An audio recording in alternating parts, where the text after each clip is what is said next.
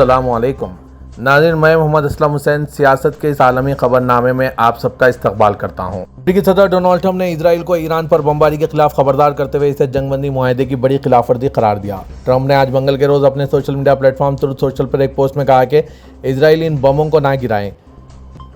अगर आप ऐसा करते हैं तो ये एक बड़ी खिलाफवर्जी है, अपने पायलटों को वापस बुला लें। व्हाइट हाउस से निकलते ही उन्होंने ये भी कहा कि इसराइल को पुरसुकून होना होगा। मुझे अब इसराइल को पुरसुकून करने की ज़रूरत है। डोनाल्ड ट्रंप ने कहा कि जैसे ही हमने मुआहदा किया वो बाहर आए और उन्होंने बहुत से बम गिराए जो मैंने पहले कभी नहीं देखे, सबसे बड़ा बोझ जो हमने देखा है। उन्होंने ये भी कहा कि इसराइल और ईरान नहीं जानते कि वो क्या कर रहे हैं। ट्रंप का ये बयान इजरायली वज़ीर दिफा इसराइल कार्स की जानिब से फ़ौज को तेहरान पर हमला करने का हुक्म दिए जाने के बाद सामने आया है, जिसमें दावा किया गया कि ईरान ने ट्रंप की जानिब से ऐलान करदा जंगबंदी की खिलाफवर्जी की है। इसराइल ने 13 जून को ईरान की जौहरी तंसीबात और कुछ दीगर मुकामात पर हमले किए थे और इल्ज़ाम आयद किया था कि तेहरान जौहरी हथियार हासिल करने के करीब पहुंच रहा है। ईरान जो कभी भी जौहरी हथियारों के प्रोग्राम से इनकार करता है, इसने मिसाइल हमलों के जरिए जवाबी कार्रवाई की। ईरान और इसराइल के दरमियान जंगबंदी के ऐलान के चंद घंटे बाद ही हालात एक बार फिर मजीद ख़राब हो गए। इसराइल ने मंगल को तेहरान के करीब एक ईरानी रैडर साइट पर फिदाई हमला किया। एक्सिस के मुताबिक इजरायली वज़ीर-ए-आज़म बेंजामिन नेतन्याहू ने अमेरिकी सदर डोनाल्ड ट्रंप पर वाज़ेह कर दिया कि हमले से बचना मुमकिन नहीं और ईरान की कार्रवाई के जवाब में कुछ करना ज़रूरी है। इसे इसराइल की तरफ से महदूद जवाबी कार्रवाई करार दिया गया है। इसराइल का दावा है कि यह हमला ईरान की जानिब से जंगबंदी की खिलाफवर्जी और 2 बैलिस्टिक मिसाइल दागे जाने का बदला था। दरअसल ईरानी मीडिया मीज़ान और शार्क ने इत्तला दी है कि इसराइल ने शुमाली ईरान में बाबुलशर शहर पर हमला किया। दूसरी तरफ इसराइली आर्मी रेडियो ने तस्दीक की है कि तेहरान के करीब एक राइडर साइट को निशाना बनाया गया। साथ ही ट्रंप ने व्हाइट हाउस के लॉन में मीडिया से बात करते हुए इस पूरे वाक़े पर नाराज़गी का इजहार किया। इजरायली फ़ौज ने कहा है कि आज मंगल को सदर अमेरिका डोनाल्ड ट्रंप की जानिब से जंगबंदी के ऐलान के बाद ईरान से 2 मिसाइल फायर किए गए। इजरायली फौजी अहदेदारों ने नाम ना जाहिर करने की शर्त पर खबर रसा एजेंसी AFP को बताया कि ईरान की तरफ से 2 मिसाइल फायर किए गए जिनको फ़िज़ा में मार गिराया। फ़ौज का कहना है कि मशरक़ी इलाकों के रिहायशियों को खबरदार करने के लिए सायरन बजाए गए, ताहम पहले इंतबाह के 15 मिनट बाद ही शहरियों को शेल्टर से बाहर निकलने की इजाज़त दे दी थी। मंगल की सुबह 4 बजे सदर ट्रंप ने जंगबंदी का ऐलान किया था, जो आइंदा 24 घंटों में मरहलेवार अमल के तहत होना था। इसराइल ने जंगबंदी पर आमादगी का इजहार किया, जबकि ईरान ने बाज़ाब्ता तौर पर इस तजवीज़ को तस्लीम नहीं किया। इसराइली वज़ीर दिफा इसराइल कार्स ने आज मंगल को कहा कि उन्होंने फ़ौज को हिदायत की है कि जंगबंदी की खिलाफवर्जी करने पर ईरान को भरपूर जवाब दिया जाए। यह हिदायत ईरान की तरफ से इसराइल पर दागे गए मिसाइलों के बाद दी गई। वज़ीर दिफा ने कहा कि फ़ौज को तेहरान में अहदाफ के खिलाफ इंतहाई शदीद ऑपरेशन करने की हिदायत दी गई है। चीन 3 सितंबर को जापान की दूसरी जंग अजीम में हथियार डालने की 80वीं सालगिरह के मौके पर फौजी परेड मुनक़िद कर रहा है, जिसमें पीपुल्स लिबरेशन आर्मी के जदीद तरीन हथियारों की नुमाइश की जाएगी। चीन के सदर शी जिनपिंग, जो कि फ़ौज के सरबराह भी हैं, इस मौके पर खिताब करेंगे। खबरसां इदारे AP के मुताबिक पीपुल्स लिबरेशन आर्मी सीनियर अफसर वोजेक के काकन ने कहा कि परेड में जदीद तर्ज की जंगी सामान पेश की जाएगी, जिनमें हाइपरसोनिक हथियार और मुख्तलिफ अक़साम के इलेक्ट्रॉनिक आलात शामिल होंगे। पीपुल्स लिबरेशन आर्मी दुनिया की सबसे बड़ी मुस्तकिल फ़ौज है, जिसके अहलकारों की तादाद 20 लाख से ज़ायद है और इसके पास जदीद मिसाइल, तैयारा बर्दार जहाज़ और लड़ाका तैयारे मौजूद हैं। फ़ौजी परेड सदर शी जिनपिंग की पसंदीदा तकरीबात में शामिल है, जो उमूमन अवामी जमहूरिया चीन के क़याम 1949, जापान के हथियार डालने और PLA के क़याम की सालगिरह के मौके पर मुनक़िद की जाती है। इन मौक़ों पर इंतहाई मुनज़्ज़म दस्ते, बख्तर बंदरगाड़ियों के काफ़िले और फ़िज़ाई यूनिट शामिल होते हैं।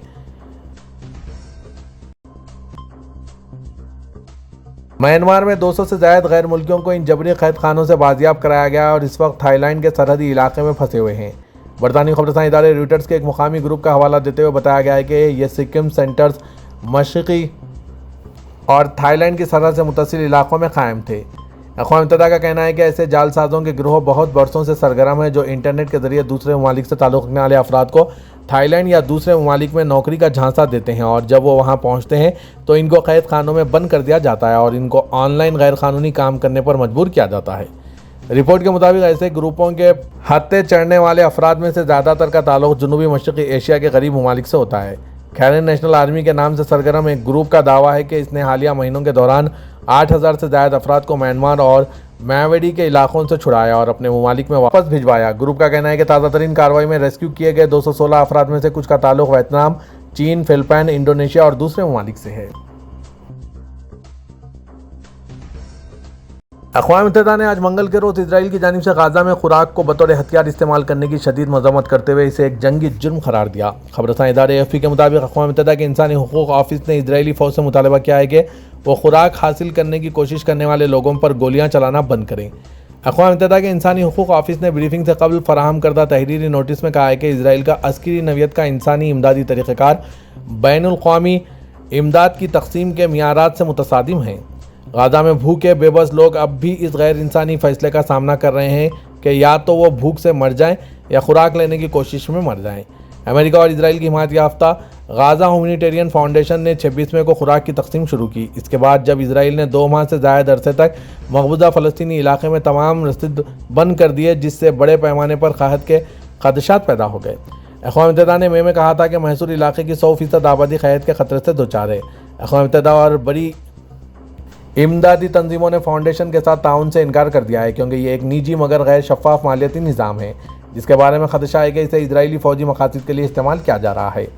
اقوام متحدہ کے انسانی حقوق کے دفتر کے ترجمان سمین خطیطان نے بریفنگ نوٹس میں فاؤنڈیشن کے خوراک کی تقسیم کے پوائنٹس پر انتہائی انتشار اور بد نظامی کا ذکر کیا۔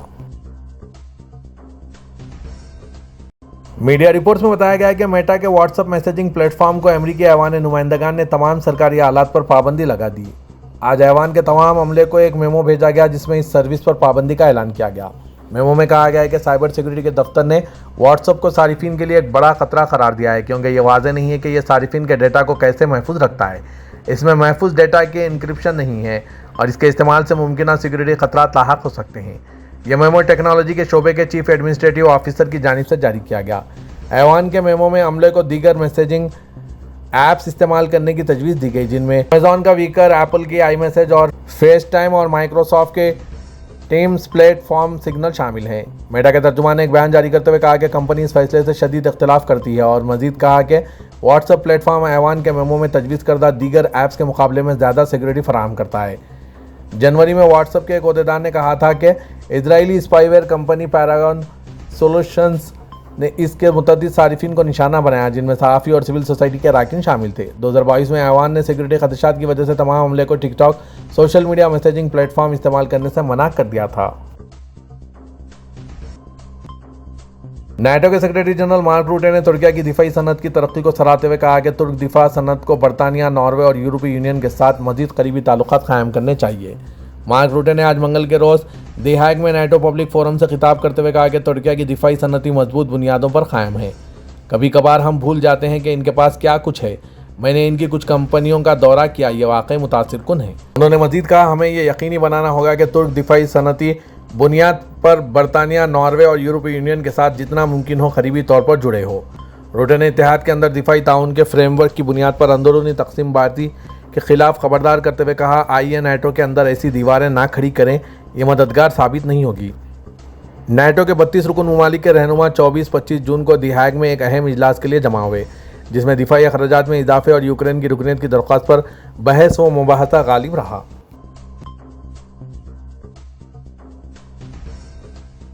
تھائی لینڈ نے کمبوڈیا کے ساتھ 7 سرحدی اضلاع کی سرحدی چوکیوں کو طلبہ اور علاج کے محتاج مریضوں کے علاوہ ہر ایک کے لیے بند کر دیا۔ اطلاع کے مطابق زمین کے موضوع پر بتدریج بڑھتے ہوئے تنازع کی وجہ سے تھائی لینڈ افواج کی طرف سے سرحدی آمد و رفت تقریباً مکمل روکے جانے کے بعد آج منگل کے روز کمبوڈیا کے ساتھ سرحدی چوکیوں کو بند کر دیا گیا۔ اس فیصلے کے بعد درجنوں سیاح اور مزدور جن میں سے کچھ بچے بھی شامل ہیں محصور ہو کر رہ گئے ہیں۔ تھائی لینڈ اور کمبوڈیا کے درمیان ایک طویل عرصے سے جاری تنازع گزشتہ ماہ فوجی جھڑپوں میں تبدیل ہو گیا تھا جس میں ایک کمبوڈین فوجی ہلاک ہو گیا تھا۔ سائکیو صوبے میں بین کھولنگ لوئیک چیک پوائنٹ پر دھکم پیل شروع ہو گئی۔ یہ وہ مرکزی گزرگاہ ہے جہاں سے لوگ زمینی راستے سے کمبوڈیا کے سیم ریپ واقع اینگورواٹ کمپلیکس جاتے ہیں۔ زیادہ تر باقاعدگی سے بغرض تجارت تھائی لینڈ آنے والے 50 کمبوڈین چیک پوائنٹ پر پھنس گئے ہیں اور اپنے گھروں کو واپس نہیں جا پائے۔ خلیج تعاون کونسل کے سیکریٹری جنرل جاسم محمد بدوی نے کہا ہے کہ آج منگل کو قطری دارالحکومت دوحہ میں خلیج تعاون کونسل کے وزارتی کونسل کا 49واں غیر معمولی اجلاس منعقد ہوا۔ سبق ویب سائٹ کے مطابق اجلاس کی صدارت موجودہ سیشن کے صدر اور کویت کے وزیر خارجہ عبداللہ یحییٰ نے کی۔ سیکریٹری جنرل نے بتایا کہ اجلاس میں قطر پر ایرانی میزائل حملے کی تازہ ترین صورتحال پر غور کیا گیا۔ انہوں نے اس بات پر زور دیا کہ یہ اجلاس قطر کے ساتھ مکمل یکجہتی کے اظہار کے طور پر منعقد ہوا اور اس بات کی بھی تصدیق کی ہے کہ قطر کا امن و استحکام خلیج تعاون کونسل کے تمام رکن ممالک کے امن و استحکام کا حصہ ہے۔ سعودی عرب نے ایران اور اسرائیل کے درمیان جنگ بندی کے اعلان کا خیر مقدم کیا۔ سعودی پریس ایجنسی کے مطابق وزارت خارجہ نے بیان میں کہا ہے کہ سعودی عرب خطے میں کشیدگی ختم کر کے فریقین کے درمیان جنگ بندی کے معاہدے کا خیر مقدم کرتا ہے۔ وزارت خارجہ نے خطے میں کشیدگی کے خاتمے کے لیے امریکی صدر ڈونلڈ ٹرمپ کی کوششوں کو سراہا۔ وزارت خارجہ نے کہا کہ سعودی عرب کو امید ہے کہ آنے والے دنوں میں تمام فریق تحمل کا مظاہرہ کریں گے، طاقت کے استعمال یا اس کی دھمکی سے گریز کریں گے اور یہ معاہدہ خطے میں امن و استحکام کی بحالی میں مددگار ثابت ہوگا تاکہ مسلسل کشیدگی کے خطرات سے بچا جا سکے۔ بیان میں کہا گیا کہ سعودی عرب ایک بار پھر اپنے اس پختہ موقف کا اعادہ کرتا ہے کہ علاقائی تنازعات اور اختلافات کے حل کے لیے مکالمہ اور سفارتی ذرائع اپنانے چاہیے تاکہ ریاستوں کی خود مختاری کا احترام کیا جا سکے اور خطے و دنیا میں امن، استحکام، خوشحالی اور ترقی کو فروغ دیا جا سکے۔ سعودی عرب نے ایران کی جانب سے قطر میں اہداف پر کیے گئے حملوں کی سخت مذمت کی۔ ایس پی اے کے مطابق وزارت خارجہ نے ایک بیان میں کہا ہے کہ سعودی عرب قطر کے خلاف ایران کی جانب سے شروع کی گئی جارحیت کی سخت مذمت کیا ہے۔ بیان میں اسے اچھی ہمسائیگی اور اصولوں کی صریح خلاف ورزی قرار دیا گیا۔ بیان میں کہا گیا کہ یہ ناقابل قبول ہے اور کسی بھی صورت میں اس کا جواز نہیں۔ سعودی عرب نے قطر کے ساتھ یکجہتی اور مکمل سپورٹ کا اعادہ کیا اور اپنے تمام وسائل قطر کی سپورٹ کے لیے وقف کرنے کا عزم ظاہر کیا، چاہے وہ کسی بھی نوعیت کے اقدامات ہوں۔ سعودی عرب کے ولی عہد شہزادہ محمد بن سلمان نے قطر کے امیر شیخ تمیم بن حمد ال ثانی سے ٹیلی فون پر رابطہ کیا۔ ایس پی اے کے مطابق ٹیلی فونک گفتگو کے دوران ولی عہد شہزادہ محمد بن سلمان نے قطر کے مملکت کی مکمل حمایت اور خلیجی ریاست پر ایران کی جانب سے کیے گئے بلا جواز حملے کی شدید مذمت کی۔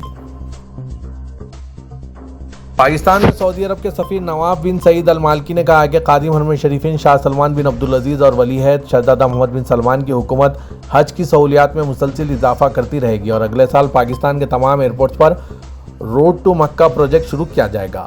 ان خیالات کا اظہار انہوں نے آج منگل کے روز پاکستان کے شہر اسلام آباد میں حج کے شاندار انتظامات کے سلسلے میں جمعیت اہل حدیث اور پاک سعودی یکجہتی کونسل کے زیر اہتمام منعقد کی گئی ایک خصوصی تقریب سے خطاب کرتے ہوئے کیا۔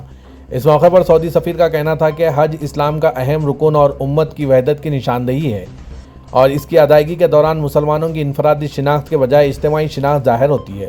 انہوں نے کہا کہ خادم حرمین شریفین شاہ سلمان بن عبدالعزیز اور ولی عہد شہزادہ محمد بن سلمان حجاج کی خدمت جاری رکھیں گے جبکہ سعودی عرب عالمی معاملات میں بھی قائدانہ کردار ادا کرتا رہے گا۔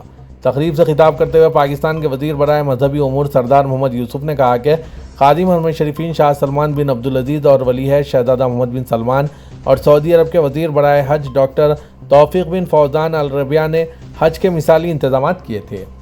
سردار محمد یوسف نے کہا کہ سعودی سفیر نواف بن سعید المالکی نے اگلے سال روٹ ٹو مکہ اسلام آباد اور کراچی کے علاوہ باقی شہروں پشاور اور لاہور سے بھی شروع کرنے کا اعلان کیا ہے۔ متحدہ عرب امارات نے ایران اور اسرائیل کے درمیان جنگ بندی کے اعلان کا خیر مقدم کرتے ہوئے اسے کشیدگی کے خاتمے اور خطے میں استحکام کے قیام کی جانب ایک اہم قدم قرار دیا ہے۔ وزارت خارجہ کی جانب سے جاری بیان میں اس پیش رفت کو مثبت سفارتی کوششوں کا نتیجہ قرار دیتے ہوئے امریکی صدر ڈونلڈ ٹرمپ کی کوششوں اور قطر کے امیر شیخ تمیم بن حمد ال ثانی کے تعمیری کردار کو سراہا گیا، جنہوں نے اس معاہدے کے طے پانے میں کلیدی کردار ادا کیا۔ بیان میں اس بات پر بھی زور دیا گیا کہ مزید کشیدگی کو روکنے اور انسانی و سلامتی کے منفی اثرات کو کم کرنے کے لیے مسلسل مؤثر رابطہ کاری اور تعاون ناگزیر ہے۔ امارات نے ایک بار پھر اپنے اس غیر متزلزل موقف کا اعادہ کیا کہ تحمل، سیاسی حل اور جامع مکالمے کو ترجیح دی جائے گی تاکہ خطے کو مزید تنازعات سے بچایا جا سکے جو نہ صرف ترقیاتی امکانات کو متاثر کرتے ہیں بلکہ عوام کی سلامتی کے لیے بھی خطرہ بن سکتے ہیں۔